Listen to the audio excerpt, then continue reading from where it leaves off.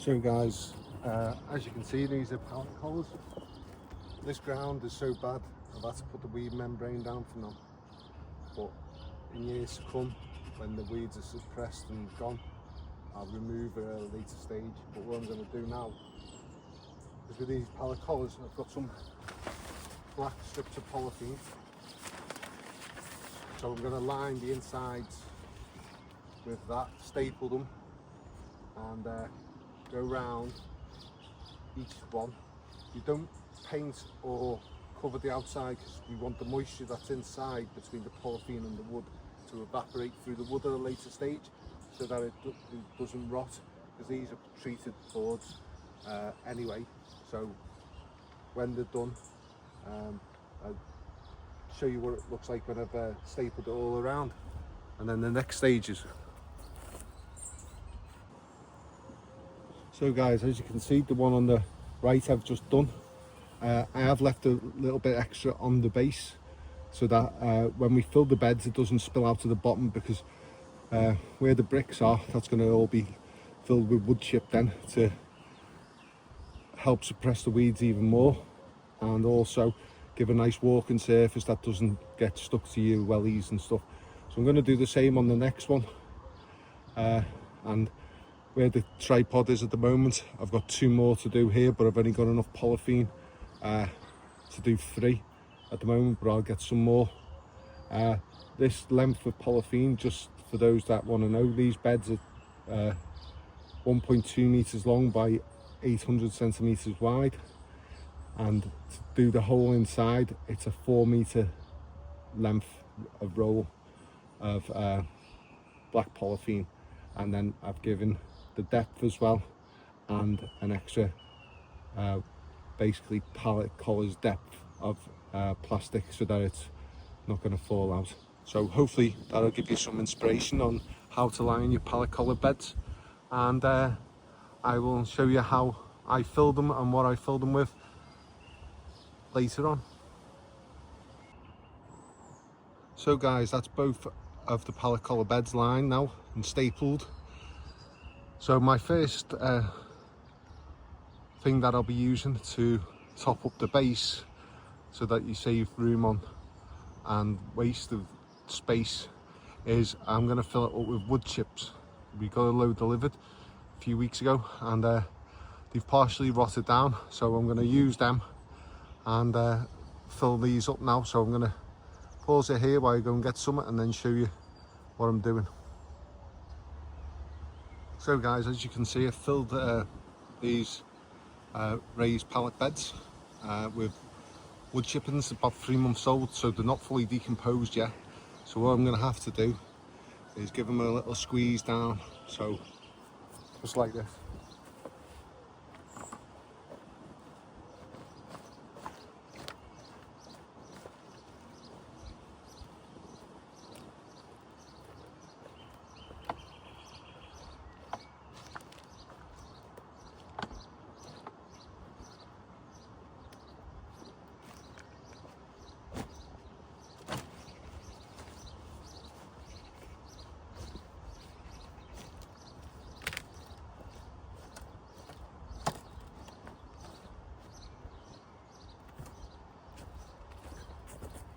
So the next ingredients I'm going to be adding to this raised bed is coffee grounds. We get them from one of our local coffee shops. They save them for us. We've stopped getting them at the moment because we've got quite a few. We won't have it after I've filled these 2 beds, so we'll start collecting more again. They're quite happy to give them to you because it saves on their waste disposal costs. And I've only found out this week that that coffee grounds are actually classed as a green. I thought they were classed as a brown because they were brown, so that's good. So they'll be full of nitrogen. So the wood chippings would normally take the nitrogen from the soil or the compost that would go on top. So I'm putting a layer of the coffee grounds over so that the wood chippings will take them. So the wood chippings will actually become a water sink for the plants above. So they'll be able to go down because they'll hold a lot of moisture, the wood chippings, once they're wet, and in the summer months they'll be able to bury the roots really deep down and collect water for themselves, saving me or Hayley watering them as often. So when I've topped it up with the coffee grounds, I'll bring you back and show you. So as you can see, I've put the coffee grounds on. I'll take you a bit closer so you can see it. The coffee grounds have started to go mouldy in the bags that they were in, because obviously they're moist and the plastic bags just make them sweat. But it's not going to make much difference because they're so low down in the ground, in the beds. That'll just help with the mycelial growth for the wood chippings to break down over time. So the next thing I'm going to do is, I've got some topsoil that we've taken from the plot over the last year and piled it up. So I'm going to transfer a good 4 to 6 inches from the top of the pallet collar with just topsoil to give it some bulk, and also to use it up because it's just lying there. I know it's got weeds in it and stuff, but I'm going to let this grow now once it's topped up till the autumn, when I'm going to fill it with compost from the compost bins and then top dress it with a bag of multi-purpose compost ready for next year. And then I'm going to cover them with cardboard over the winter so that they're all ready for spring next year. So I'll bring you back when I've filled them up with the topsoil to show you. So guys, as you can see now, I've filled up these beds with the topsoil. So there's loads of stones and stuff in it. I've learned now I don't have time to riddle it to get all the stones out. What I'll do is I'll leave these beds to settle, let the worms get into them, and the worms will push all the big stones up to the top for me over time. And also any weed seeds that are in this topsoil now that would germinate because they've been disturbed, I'll let them grow. I'm going to give it a bit of a water to sink it all down a bit, and then I'll leave it for a few weeks, and as the weeds come up, I'll just pick them all out.